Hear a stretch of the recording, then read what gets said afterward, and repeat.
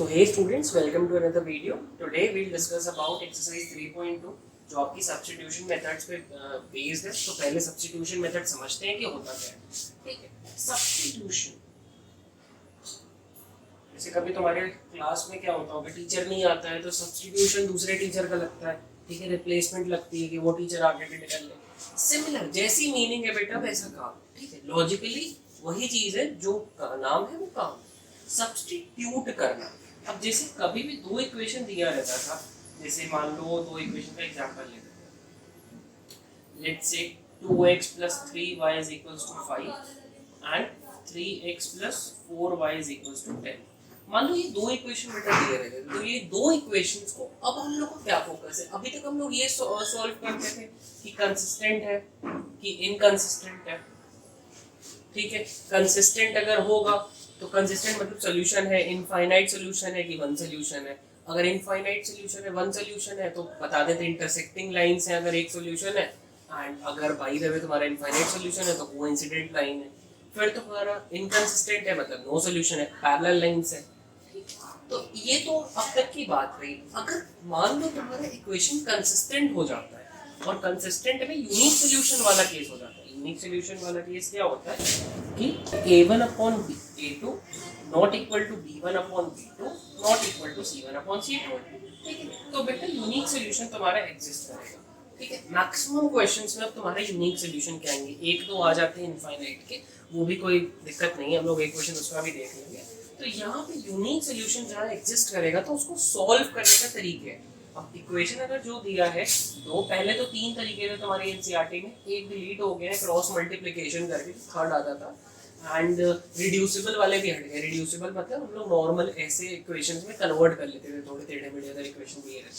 तो अभी तो हम लोग को सिंपल एक सब्स्टिट्यूशन पढ़ना है, जो कि इस वीडियो का हम लोग का टॉपिक है. And in the next video we will study about elimination. तो सब्स्टिट्यूशन में करना क्या, सब्स्टिट्यूट करना है. सब्स्टिट्यूट किसको करना है. देखो दो इक्वेशन तुम्हारे पास दिए, आइदर तुम इससे इस एक इक्वेशन का यूज करो, चाहे ये चाहे ये. पहले एक इक्वेशन उठाओ, एक इक्वेशन से आइदर x की वैल्यू निकाल लो, आइदर y की निकाल. x की निकाले तो दूसरे इक्वेशन में वही x की वैल्यू रख दी, y की निकाले तो दूसरे इक्वेशन में y की रख दी. अब सिंपल सा तरीका समझो हो क्या रहा है. हो क्या रहा है, मान लो एक क्वेश्चन उठा ले, क्वेश्चन से समझते हैं जान जैसा. तो एनसीईआरटी का ही आपका एक क्वेश्चन है, इजी वाला लेते हैं पहले. x + 4 y = 14 and x - y = 4. ये आपका एनसीईआरटी का क्वेश्चन है. तो इसमें आप क्या करोगे, पहले ये वाला इक्वेशन है, पहला लिख दो, उसको दूसरा लिख दो. ठीक है, लिखो यूजिंग इक्वेशन. इक्वेशन का शॉर्ट फॉर्म EQ और पावर n. पावर n मतलब superscript. Using equation 1, x + y = 14 दिया है. ठीक है, x + y = 14 दिया है. ठीक है, तो x की वैल्यू क्या आ जाएगी, 14 - y. ठीक है, 14 - y आने लगेगी x की वैल्यू. अगर तुम्हें y की भी निकालनी है तो y की भी ऐसे ही निकाल सकते हो. x इधर चला जाएगा, 14 - x हो जाएगी. सिंपल है. ठीक है, इसको थर्ड पे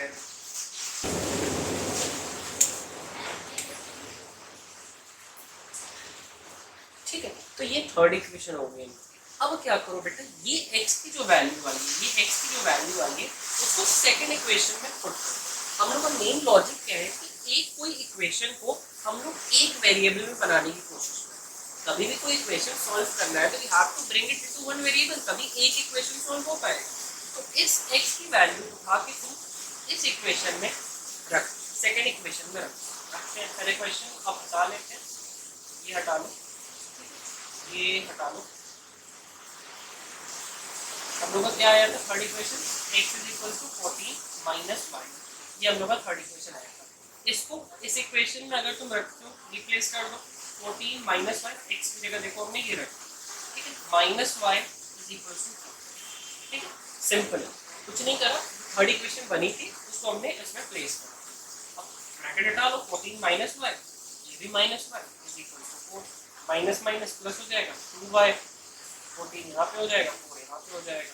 ठीक है, 14 को इधर ले जाओ, 14 को अगर इधर ले जाओगे तो 4 - 14 हो जाएगा और -2y हो जाएगा. तक इरेज कर देना. -2y = 4 - 14, इसका आंसर माइनस में 10 आ जाएगा. माइनस माइनस कट गया, y is equal to 10/2 which is equal to 5।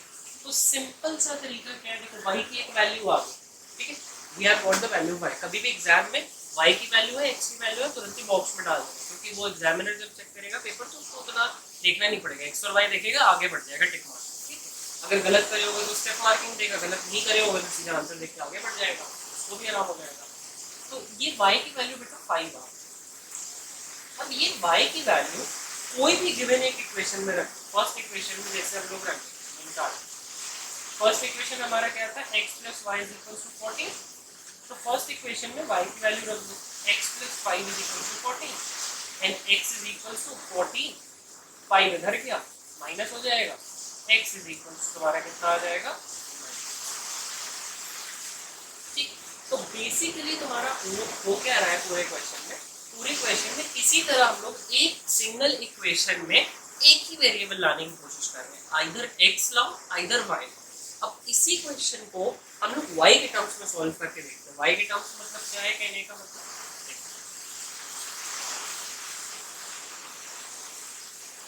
Question क्या था, x + y = 14, x - y = 2। ये फर्स्ट इक्वेशन था, ये सेकंड इक्वेशन, ठीक है।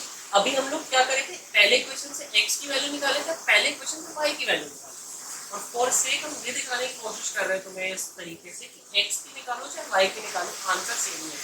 बस उसमें क्या था, पहले y की वैल्यू मिल गई थी हम लोग को 9 और 9 5 मिल गई थी, यहाँ पे क्या है तुम्हें पहले x की वैल्यू मिल जाएगी। देखो कैसे, यूजिंग इक्वेशन 1 y क्या हो जाएगा, x इधर का तो 14 - x हो जाएगा, ठीक है, सिंपल। 14 - x हो गया, गुड। ये थर्ड इक्वेशन है, 3 इन 2। सेकेंड इक्वेशन में इसको पुट कर दो, सब्स्टिट्यूट कर दिए, ठीक, सब्स्टिट्यूशन कर दिए इसका। तो x - 14 - x = 4। अब देखो बेटा, माइनस ब्रैकेट के बाहर लगा है, अंदर के साइन सारे चेंज हो जाएंगे, 14 प्लस में था माइनस में हो जाएगा, x माइनस में था प्लस में हो जाएगा, ठीक है। ऊपर वाला मिटा दें, तो हम लोग का क्या आ रहा है, x - 14 + x = x और x प्लस होकर 2x हो गया, -14 = 4, 2x = 4 - 14, यहाँ पे माइनस तुम्हारा 10 आ जाएगा, सॉरी ये प्लस चला गया ना, प्लस चला गया, सॉरी प्लस चला गया, ये 18 हो गया, ये माइनस में था, इधर जाएगा प्लस हो जाएगा, 2x, x = 18/2 which is 9। तो x की वैल्यू देखो 9 है। अब ये x की वैल्यू देखो, पहले हम लोग को y की वैल्यू निकली थी, उस तरीके से अगर सॉल्व करे थे, चाहे आप किसी भी मेथड से सॉल्व कर सकते हो, या फिर x की सब्स्टिट्यूट करो या फिर y की सब्स्टिट्यूट। यहाँ पे हम दोनों मेथड करके इसलिए दिखा दिए कि तुम लोग को ये पता रहे कि आंसर दोनों से एक ही आता है, अलग नहीं आता। तो यहाँ पे 9 आ गया, अब 9 यहाँ पे आ गया, तो एक कोई भी इक्वेशन उठा लो, x + y = 14, x - y = 4। ये दो इक्वेशन थे, इनमें से कहीं पे भी रख दो, मान लो सेकंड इक्वेशन में रख के y की निकाल लो, सेकंड इक्वेशन में अगर रखते हो तो सेकंड इक्वेशन x - y = 4 है, 9 - y = 4, -y = 4 - 9, 4 - 9 करोगे तो क्या बचेगा, माइनस का 5, माइनस माइनस कट गया, y की वैल्यू तुम्हारी 5। तो ये तो रहा एक सिंपल सा एग्जांपल सब्स्टिट्यूशन। एक और अच्छा क्वेश्चन देख लेते हैं जिससे सब्स्टिट्यूशन मेथड और तुम लोगों को क्लियर हो जाएगा, और स्टेप कैसे लिखना है ये तरीका जान लेना है इस क्वेश्चन, ठीक। एनसीईआरटी का ही लेते हैं, एक सिंपल सा ही क्वेश्चन, तो स्टेप्स के साथ लेते हैं कैसे करना। मान लो तुम्हारा एक क्वेश्चन दिया हुआ है यहाँ पे, हाँ चलिए, 3/2x - 5y/3 = -, और सेकंड क्या दिया है, x/3 + y/2 = 13/6। तो बेटा जो एक अच्छा तरीका होता है लिखने का वो देखना, पहले हम लोग कंडीशन चेक कर लेते हैं, कभी कभार इनफाइनाइट सॉल्यूशन के भी केस आ जाते हैं, तो कंडीशन चेक कर लो पहले। कंडीशन क्या चेक करनी है, a1 क्या दिया हुआ है, देखो a1 3/2 है, ठीक है, b1 क्या दिया हुआ है, -5/3। अब c1 बहुत लोग कहेंगे सर c1 तो -2 दिया है, c1 -2 नहीं है, ठीक है। जर्नल फॉर्म क्या होती है, ax a1x plus b1y plus c1 is equal to 0 रहता है, मतलब सारे वैल्यूज इधर ट्रांसपोज करके लिख लेने, तो हम लोग पहले लिख लेते हैं। -2 इधर था, अगर इक्वल्स टू के इधर आएगा बेटा -2 +2 में कन्वर्ट हो जाएगा, तो इसको क्या ऐसे लिख सकते हो, रीअरेंज करा है, कुछ करा नहीं। ये 13/6 इधर प्लस में था, इक्वल्स टू के इधर आएगा तो माइनस में आ जाएगा, तो -13/6। तो ये हम लोग का एक प्रॉपर जनरल फॉर्म। अब c1 की वैल्यू लिख लो, इसकी 2 है, ठीक है। इसी तरह a2 की वैल्यू लिख लो, 1/3 है, ठीक है। 1/3 क्यों, x से 1 मल्टीप्लाई हुआ होगा 1/3। b2 की वैल्यू लिख लो, इट्स 1/2, ठीक। c2 की वैल्यू लिख लो -13/6। अब डिवाइड करके देख लो, a1/a2 b1/b2 वाला, ठीक है। ऊपर वाले इक्वेशन सभी मिटा दो, ठीक है। यहाँ पहले आपका फर्स्ट स्टेप ये होना चाहिए, फिर उसके बाद आप लिखेंगे a1/a2 इज इक्वल टू, देखो 3/2 divide by 1/3, which is equal to कितना आ जाएगा, देखो नीचे डिवाइड हो रहा है तो रेसिप्रोकल हो जाएगा नीचे वाला फ्रैक्शन में पड़ा होगा, 3 3 9 9/2। a1/a2 की वैल्यू तो ये आ गई। b1/b2 निकाल लेते हैं, b1 क्या है -5/2 -5/3, और b2 क्या है 1/2 तो -5/3 इंटू 1/2 का रेसिप्रोकल 2/1, ठीक, -10/3। a1 की ai, b1/b2 की ai, a1/a2 की ai। अब c1/c2 भी निकाल लेते हैं, तो c1/c2 is equal to, c1 क्या था 2 और ये क्या था -13/6। फिर देखो डिवाइड अगर हम लोग उसको कर रहे हैं फ्रैक्शन को, तो रेसिप्रोकल हो जाएगा, रेसिप्रोकल हुआ तो यहाँ पे क्या हो जाएगा -6 ऊपर, माइनस हमेशा ऊपर भेज दिया करो, इजी हो जाता है, ऊपर भेज दो, नीचे अगर डिनोमिनेटर का ऊपर माइनस को ट्रांसफर कर, ठीक है। कटेगा नहीं, -12/30, तीनों तुम्हारे अलग अलग अलग आ गए, तो मतलब यूनिक सोल्यूशन का केस यहाँ पे लिखो, यूनिक सोल्यूशन एग्जिस्ट, ठीक है। ये प्रॉपर तरीका है बेटा, कभी बाई द वे ट्रिक अगर आजमा रहा होगा बोर्ड, तो तुम्हारे यहाँ से ये ट्रिक उसकी खत्म हो जाएगी। अगर बाल ने इनफाइनाइट का केस दे दिया तो ये चीज़ तुम्हारी खत्म हो जाएगी, ठीक है। इनफाइनाइट वाला भी एक क्वेश्चन उठाया जाएगा सॉल्व करने के लिए, कैसे होगा। अभी यूनिक वाले की बात कर रहे हैं तो कर ले, तो यहाँ तक तो आप लिख लेंगे कि यूनिक सोल्यूशन आ गया। अब सब्स्टिट्यूशन मेथड से सॉल्व करें, कैसे सॉल्व करोगे, ये मिटा दो, पॉज करके नोट कर लिया। तो अभी तक हम लोग ने प्रूव कर लिया कि इक्वेशन हम लोग का कंसिस्टेंट है, मतलब एक यूनिक सोल्यूशन एग्जिस्ट कर रहा है। तो हम लोग के दो इक्वेशंस अब सीधे सीधे सॉल्व करना है। तो सॉल्व करने का देखो एक तरीका ये है कि सब्स्टिट्यूशन लगा रहे हो तो डायरेक्ट लगा दो, मतलब डायरेक्ट एक्स की वैल्यू इस तरह निकालो और सब्स्टिट्यूट करो। दूसरा तरीका क्या है, देखो अब ये हम लोग का जो इक्वेशन दिया है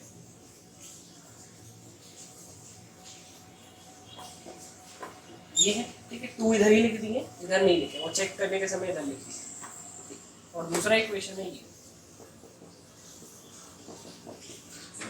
एक दिक्कत ये है कि अगर x की वैल्यू हम इसके टर्म्स में निकालने लगे, मतलब फ्रैक्शनल टर्म्स हम लोग के आने लगेंगे, फ्रैक्शनल टर्म्स मतलब क्या है, अब देखो यहाँ पे दिक्कत होगी, यहाँ पे फ्रैक्शन जाएगा, फिर यहाँ पे फ्रैक्शन जाएगा, तो इससे बढ़िया ये इसको फ्रैक्शन फ्री कर लिया जाए। बेसिकली फ्रैक्शन फ्री करने का एक और फायदा होगा तुम लोगों को, एलिमिनेशन मेथड।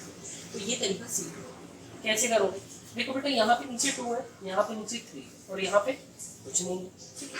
तो 2 और 3 का एलसीएम क्या हो जाता है, अगर यहाँ पे नहीं भी है तो 1 मान लो, ठीक है। 2, 3 और 1 का एलसीएम क्या हो जाएगा, ये एक इक्वेशन है, उसी की जब बात हो रही है, इसकी नहीं बात हो रही है, ठीक है। तो 2, 3 और 1 का एलसीएम 6 हो जाता है। तो इस पूरे को 6 से मल्टीप्लाई कर, लेफ्ट हैंड साइड में मल्टीप्लाई होगा, राइट हैंड साइड में मल्टीप्लाई होगा, तो कोई चेंज नहीं होगा, जैसे फिजिकल बैलेंस। 10 ग्राम इधर से कम करो, 10 ग्राम इधर कम करो, कोई डिफरेंस नहीं है। डबल कर दो अगर बैलेंस है, कोई डिफरेंस नहीं होगा। तो 6 से मल्टीप्लाई करो, 6 से जब तुमने मल्टीप्लाई करा तो इन 1 6 इंटू 3x/2 हो, 6 इंटू 5y/3 हो, -2 इंटू 6 हो गया, ठीक। ये कटा, ये कटा, ये 3 आ गया, ये कटा, ये कटा, ये 2 आ गया, ये और ये तो मल्टीप्लाई हो जाएगा। तो ये 3 और 3 को मल्टीप्लाई होके 9x हो गया, 2 और 5 मल्टीप्लाई होके -10y हो गया, एंड 6 इन 2 मल्टीप्लाई होके क्या हो गया, -12। तो ये हम लोग को एक इक्वेशन थर्ड मिल गया।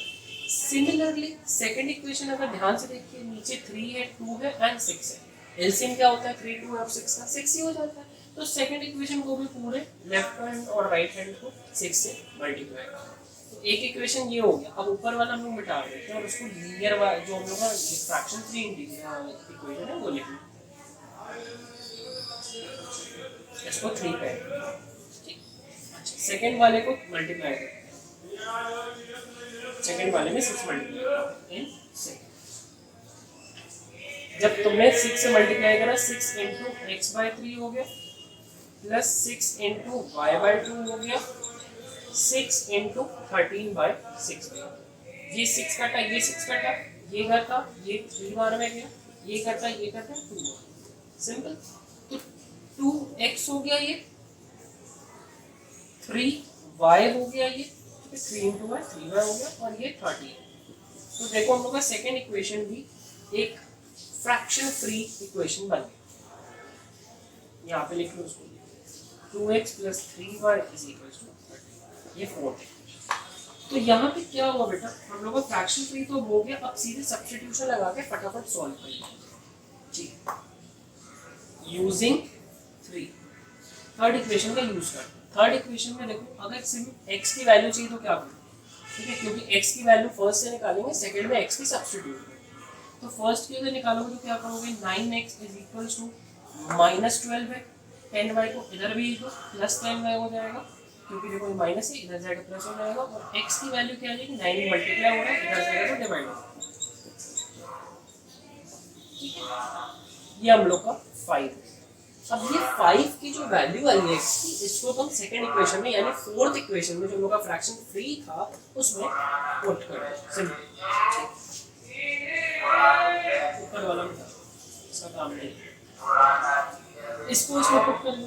तो लिख दो पुट 5 in 4। ठीक है, सब्जी वाले जितने पंखे वाले सब आ गए।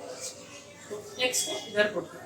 तो यहाँ पे 2 बार लिखो, x की जगह ये वैल्यू लिख दो, 12 plus 10y upon 9 plus 3y equals to 30।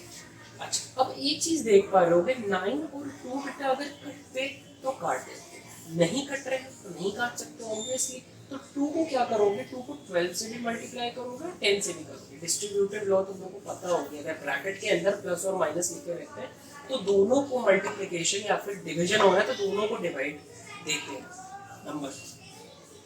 ये मिटा लीजिए। जब देखो 2 को इससे मल्टीप्लाई करें तो -24 हो गया, जब 2 को इससे मल्टीप्लाई करें तो प्लस 20y हो गया अपॉन 9 में plus 3y is equal to 13। ठीक है, सिंपल। आगे बढ़ो, इसको बेटा अब बस इसको सॉल्व करना है। तो देखो बेटा अब तो क्या दिक्कत है, ये फ्रैक्शन में तो है नहीं, ये अपॉन माने एलसीएम लेना पड़ेगा। ठीक है, एलसीएम लेना है, ये सॉल्व करना है बाद। तो -24 का 24 ही रहने दो, 20y का 20y ही रहने दो, 9 यहाँ लिख दो। 1 के टेबल में 9 कितनी बार में आता है, 9 बार में। तो ऊपर 9 से मल्टीप्लाई करेंगे इस वाले फ्रैक्शन में, ऐसे प्लस करते हो यार फ्रैक्शन वाला।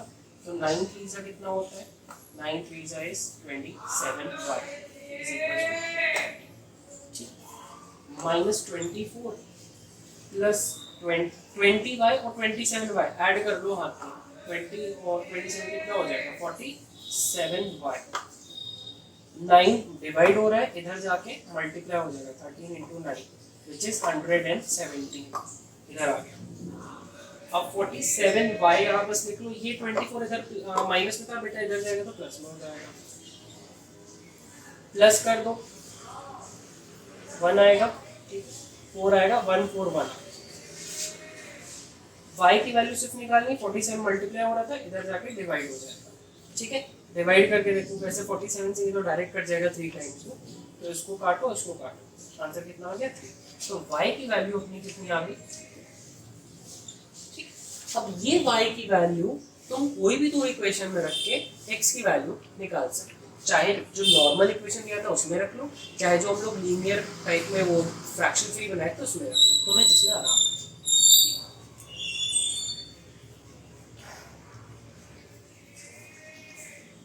तो हम लोग का लीनियर वाला एक जो हमें याद है वो ये था 2x + 3y = 30। ठीक है, ये था एक इक्वेशन, ये था। तो यहाँ पे जो सेकंड इक्वेशन हम लोग का थर्ड इक्वेशन बना था, थर्ड नहीं ये फोर्थ बना था, फोर्थ वाला था जिसमें सब्स्टिट्यूट करेंगे y की वैल्यू यहीं पे रख दो। ये लीनियर वाले में ही रख रहे हैं, तुम किसी में भी रख सकते हो। एक चीज़ जान लो, x की निकालनी है तो 2x छोड़ दो, 3 y की वैल्यू यहाँ पे रख दो, 3 × 3 हो जाएगा = 30, 3 3 जा 9 हो जाता है, तो 2x = 30, 9 प्लस में इधर जाएगा माइनस में 4, x की वैल्यू निकालें 2 मल्टीप्लाई हो रहा है, इधर जाके डिवाइड हो जाएगा और 2 आ, x की वैल्यू 2 आ। तो देखो दोनों वैल्यू हमारी आराम से निकल। अब यहाँ पे तुम्हें लगा होगा कि अरे सर लीनियर बनाओ फिर ये करो, देखो थोड़ा सा प्रैक्टिस तो करनी पड़ेगी चीज़ों की, क्योंकि ये प्रैक्टिस आपको सारे क्वेश्चंस के लिए हेल्प करेगी।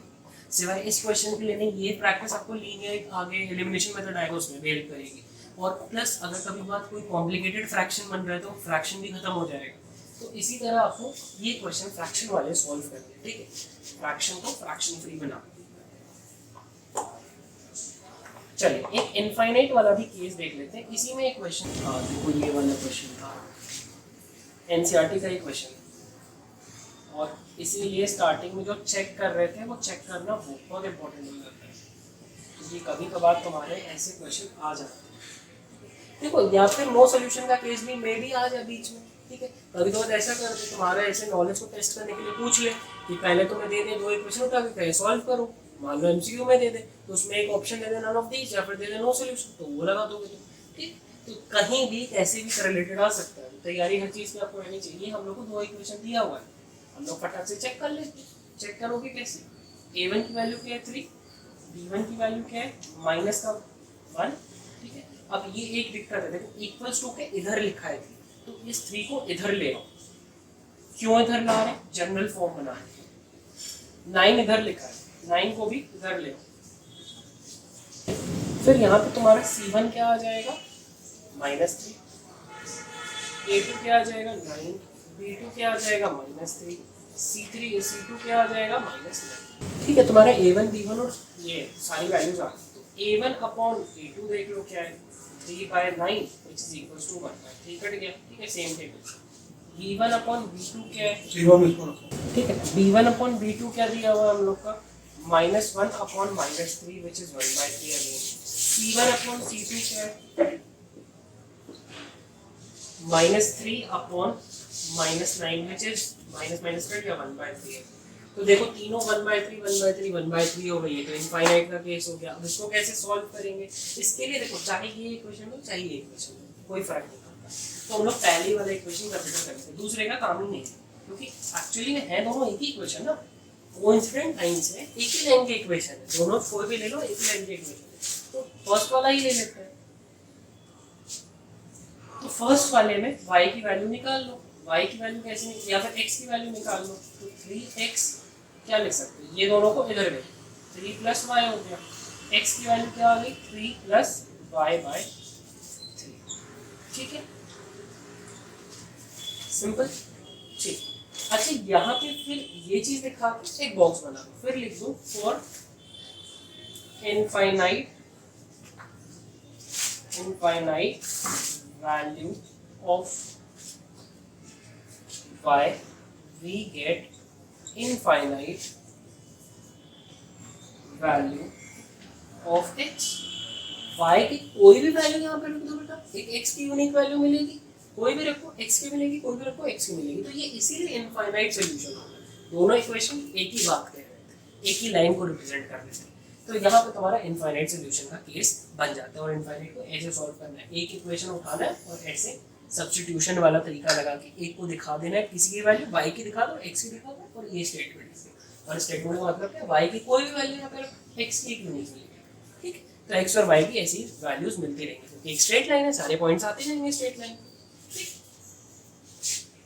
तो इसी तरह आपका एक इनफाइनाइट वाला भी क्वेश्चन होगा। Moving on to word problems, यही अब मेन है, यही है डन हो गया। चलिए तो एक क्वेश्चन देखते हैं जो कि एक फ्रैक्शन वाला क्वेश्चन है, पहले फ्रैक्शन वाला ही देख लेते हैं क्या है। ये एनसीईआरटी का क्वेश्चन नंबर 3 का 4, अच्छा 2 वाला क्वेश्चन एक्सप्लेन कर देते हैं। 2 वाला क्वेश्चन क्या दिया है कि solve 2x plus 3y is equals to 11 and 2x minus 4y is equals to minus 24 and hence find the value of m for which y is equals to mx plus 3। ये कैसे करोगे बेटा? दो equation दिए हुए starting में, दोनों को सॉल्व कर लो, x और y की वैल्यू निकल जाएगी, बस x और y की वैल्यू यहाँ पे पुट कर दो और m की वैल्यू कैलकुलेट कर दो। मान लो x की वैल्यू, लेट सपोज यही नहीं है, लेट सपोज ये वैल्यू आई थी तो यहाँ पे पुट कर देते हैं, y की जगह 3 लिखो, m लिख दो, x की जगह 2 आई है तो मल्टीप्लाई बाय 2 लिख दो, प्लस 3 लिख दो, 3 को इधर ले आओ, ये 3 और 3 तो कट के 0 ही हो जाएगा, तो 2m is equals to 0, m की वैल्यू देखो 0 हो जाएगी। ठीक है, सिंपल ऐसा तरीका। मान लो 3 की जगह कोई और वैल्यू ले लो, मान लो यहाँ पे 4 थी, ठीक, तो यहाँ पे क्या आती, 4 आ जाती, is equals to m, 2m हो जाता, ठीक है, 2 मल्टीप्लाई हो गया इससे, 3 इधर जाता तो 2m is equals to 4 minus 3 हो जाता, प्लस 3 का माइनस 3 तो 1 हो जाता, m की वैल्यू को निकालनी है 2 उधर डिवाइड कर देते हैं। ठीक है, x और y की वैल्यू पहले आप दो इक्वेशन सॉल्व करके निकाल लेना and then put that value in the given equation जो दिया हुआ है उससे m की वैल्यू फाइंड करनी है। वैसे एक लाइन का इक्वेशन दिया है ये, ठीक है, आप आगे पढ़ोगे, आगे 11th में पढ़ोगे, एक लाइन का इक्वेशन है। सीबीएसई में एक्चुअली क्या करते हैं ये लोग, थोड़ा सा सिलेबस बहुत ज़्यादा इस टाइम कम कर दिया, इस टाइम तो बहुत कम तुम लोग सिलेबस चल रहा है, मतलब फुल लाना मैच तो बहुत ईजी है फिलहाल। चलिए, अच्छा एक वर्ड प्रॉब्लम का क्वेश्चन करा जाए जो कि आपका 3rd का 5th, ठीक है।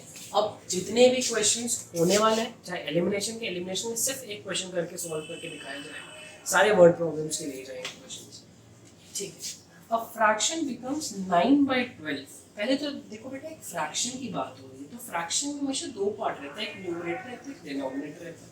फ्रैक्शन वाले क्वेश्चन में याद रखना, एक तुम्हें दो वेरिएबल कंसीडर करने थे तो दो वेरिएबल तुम क्या कंसीडर करोगे, क्या ही तुम्हारे दिमाग में आ रहा है, न्यूमरेटर डिनोमिनेटर, सिंपल, ठीक है। या फिर आखिरी का पार्ट पढ़ो क्वेश्चन का क्या है, स्टार्टिंग से करते हैं question. A fraction becomes 9/11 if 2 is added to both numerator and denominator। देखो क्लू दिया, न्यूमरेटर डिनोमिनेटर, ठीक है। if 3 is added to both numerator and denominator it becomes 5/6। find the fraction। अब वो फ्रैक्शन निकालना है, न्यूमरेटर डिनोमिनेटर बार बार तुम्हें कह रहा है कि एक न्यूमरेटर डिनोमिनेटर से तुम्हें कुछ करना है, ठीक है। तो यहाँ पे सिंपल ले लो, लेट न्यूमरेटर स्पेलिंग लिख लेना bx एंड डिनोमिनेटर by। तो फ्रैक्शन तुम्हारा क्या बन जाएगा, fraction is equals to x upon y, numerator upon denominator. तो पहले क्या कहा है, 2 is added to both numerator and denominator, मतलब 2 इसमें भी ऐड कर दो और 2 इसमें भी ऐड कर दो, तो ये 9/11 हो जाता है। ये पहला हम लोग का क्लू पॉइंट है।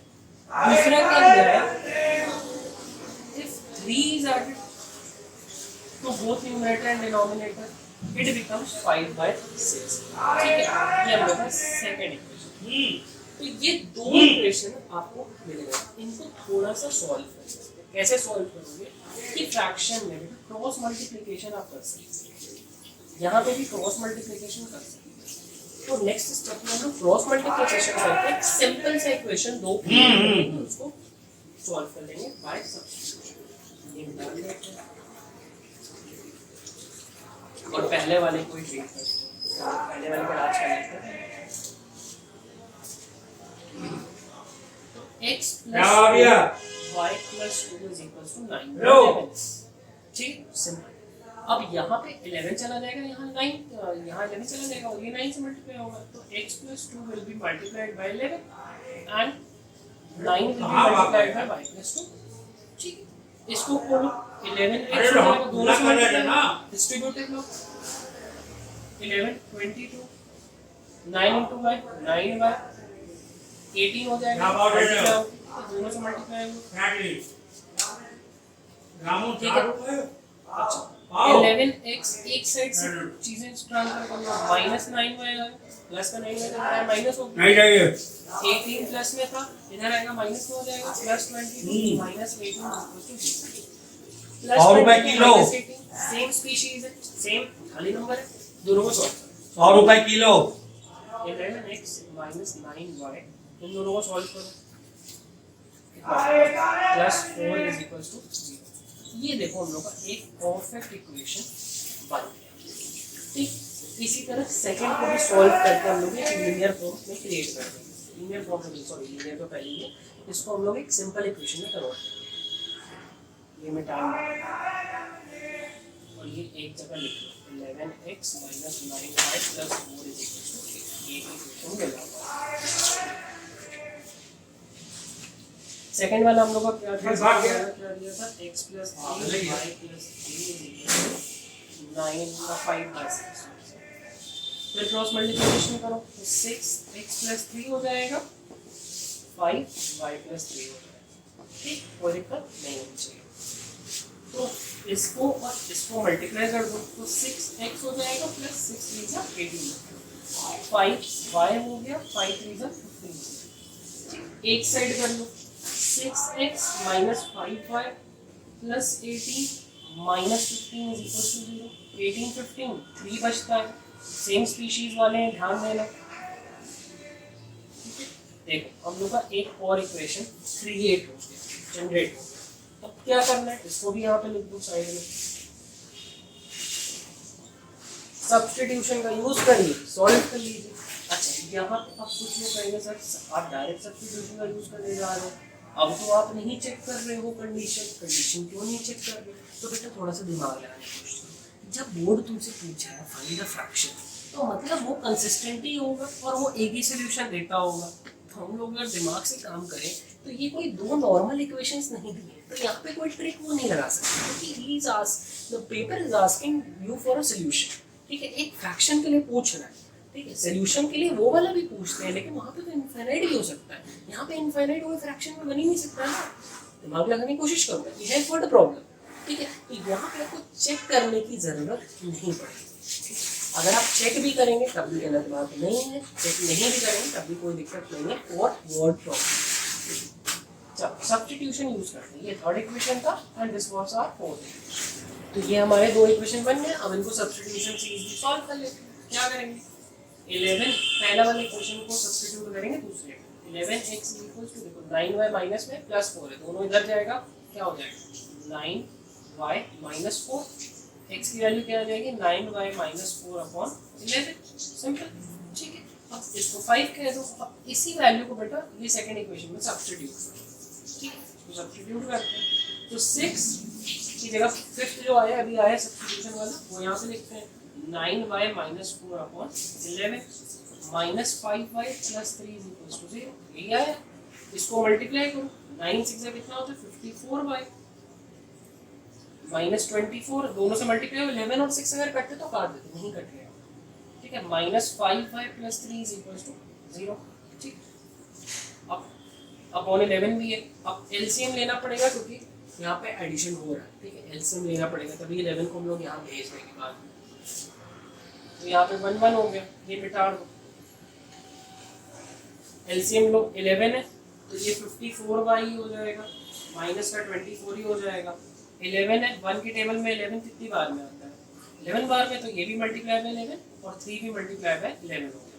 तो plus 55y, sorry minus 55y and plus का 33 इक्वल्स टू 0। 11 इधर चला गया, 0 से मल्टीप्लाई हो गया, खत्म हो गया।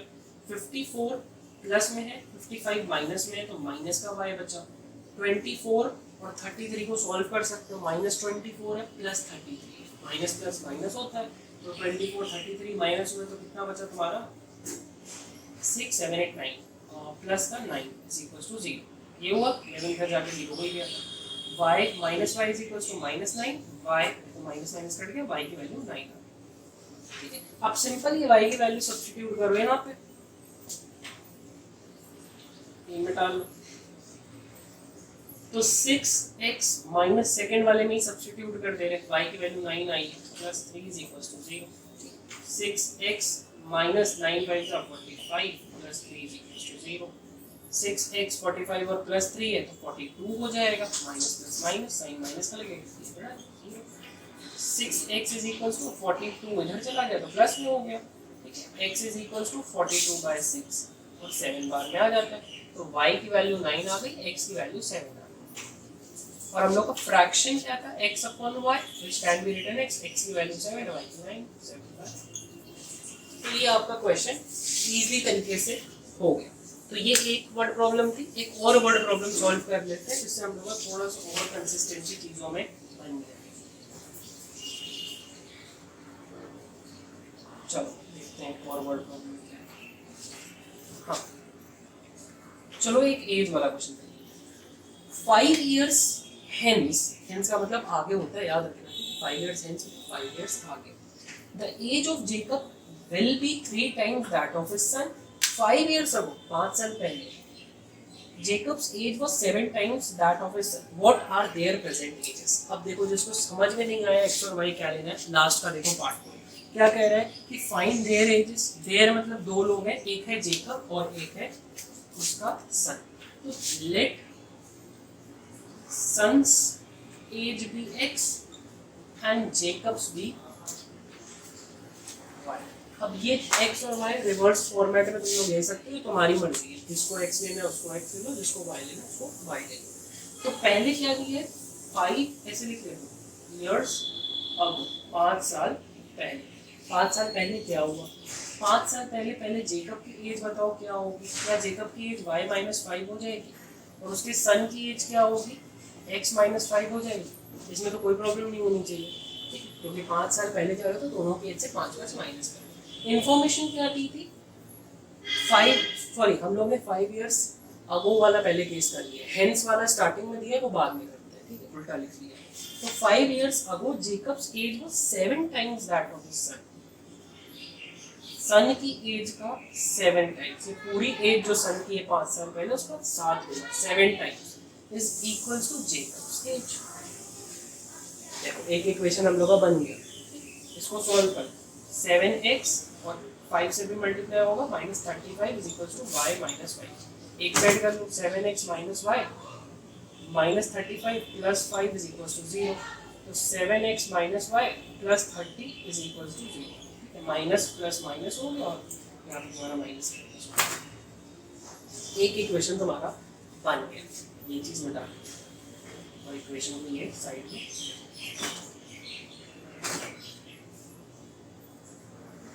एक इक्वेशन तुम्हारा बन गया। अब देखो एज का आंसर है x और y दोनों पॉजिटिव आने चाहिए। एक चीज नोट करके रखना, अगर x और y नेगेटिव आ रहे हैं मतलब तुम्हारे कोई कैलकुलेशन में फ्लॉ है, ठीक है। दूसरी इंफॉर्मेशन क्या दी है हमें 5 years हेंस वाली, हेंस मतलब 5 years लेटर, हेंस मतलब बाद। तो जेकब की एज क्या हो जाएगी, सन की जेकब की एज क्या होगी y प्लस 5, सन की एज क्या हो जाएगी x प्लस 5।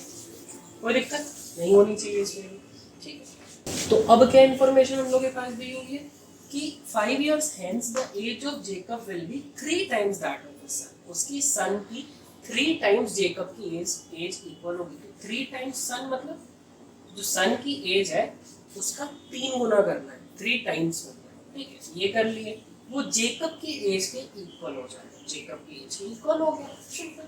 उसको भी सॉल्व कर लो, देखो 3 इधर भी जाएगा मल्टीप्लाई इधर भी जाएगा, तो 3x प्लस 5 3 15 हो गया, y प्लस 5 हो गया। इधर ले आओ 3x minus y plus 15 minus 5 is equal to 0। ये क्या हो जाएगा प्लस 10 हो जाएगा, प्लस माइनस प्लस होता है और बड़ा इसका साइन लगेगा जो कि प्लस है। 3x माइनस, देखो दो फ्रैक्शन, दो इक्वेशंस हम लोग को मिल गए हैं। अब ये दोनों इक्वेशंस को सॉल्व कर लेते हैं सब्स्टिट्यूशन से एंड वैल्यू निकाल लेते हैं। एक मिला है 3x minus y plus 10 is equal to 0। ये दो इक्वेशन हम लोग को मिले हैं। तो फर्स्ट वाला इक्वेशन लेते हैं, उसकी वैल्यू दूसरे में सब्स्टिट्यूट करते हैं। तो पहला वाला इक्वेशन क्या है 7x minus y minus 30 is equal to 0। तो 7x is equal to y plus 30 हो जाएगा, दोनों इधर गए, दोनों के प्लस साइन हो गए, दोनों माइनस में थे साइन चेंज हो गए, y प्लस 30 बाय 7।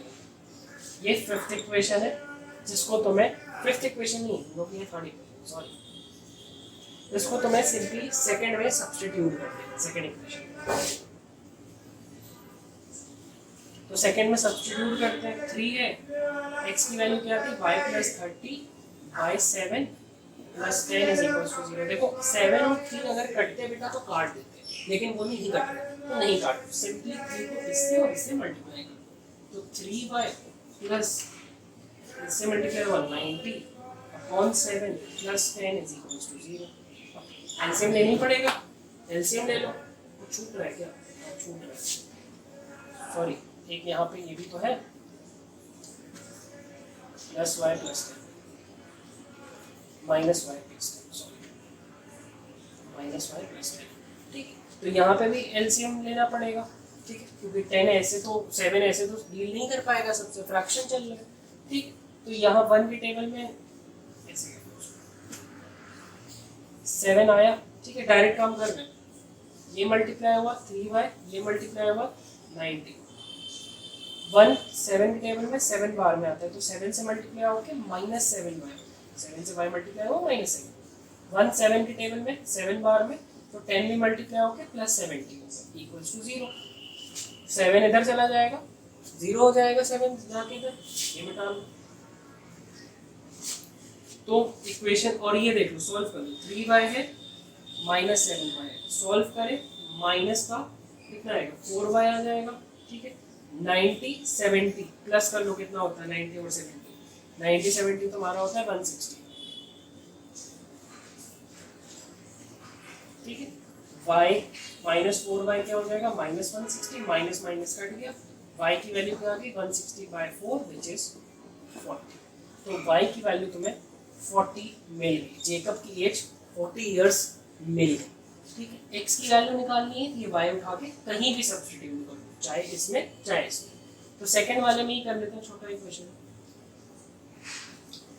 y की जगह 40 लिख दिए, प्लस 10, साइन वही रहना चाहिए जो आया है, और एज देखो प्लस में आई है हम लोग के, मतलब आंसर ठीक है, ठीक है। चलो 3x ये करे -30 = 0 हुआ, 3x = 30 हो गया, 30 क्यों हो गया, 30 इधर चला गया, माइनस का 30 इधर गया, प्लस का हो गया, x की वैल्यू 30/3 हो गया, which is equals to 10, x की वैल्यू 10 आ गई।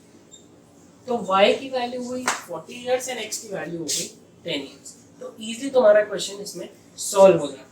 कुछ नहीं करते, एज में एक बार पहले का देखो, एक बार बाद का ट्रांजिशन देखो, दोनों पे इक्वेशन बना लो जिस हिसाब से दिए है। यहाँ पे 3 टाइम्स सन की एज थी, एक बार 7 टाइम्स थी, पूरी एज को मल्टीप्लाई करना है, ये चीज दिमाग में रखना, और फिर सब्स्टिट्यूशन से इजीली सॉल्व करना।